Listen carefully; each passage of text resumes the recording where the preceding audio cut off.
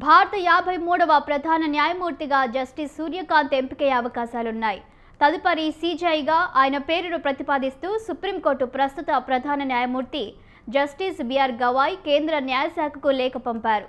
ఈ మేరకు అధికారిక వర్గాలు తెలిపాయి.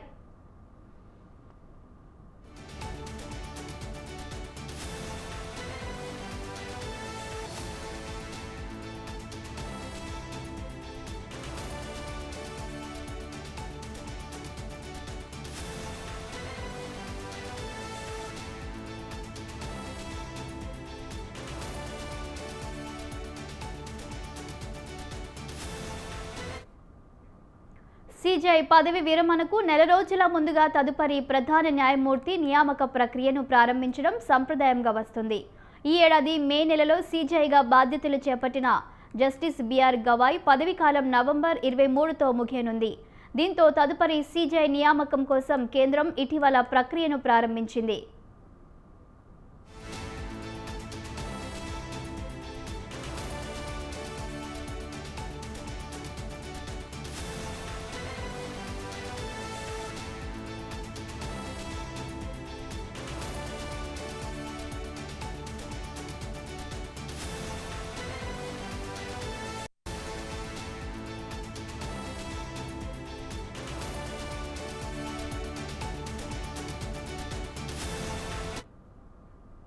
సాధారణంగా సుప్రీంకోర్టు న్యాయమూర్తుల్లో అత్యంత సీనియర్ను ఈ పదవి వరిస్తుంది.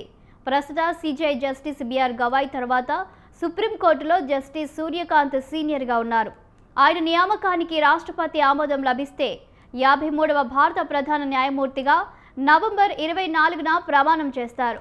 2027 ఫిబ్రవరి 9 వరకు పదవిలో కొనసాగుతారు. జస్టిస్ సూర్యకాంత్ హర్యానాలోని హిస్సార్ జిల్లాలో 1962 ఫిబ్రవరి 10న మధ్యతరగతి కుటుంబంలో జన్మించారు.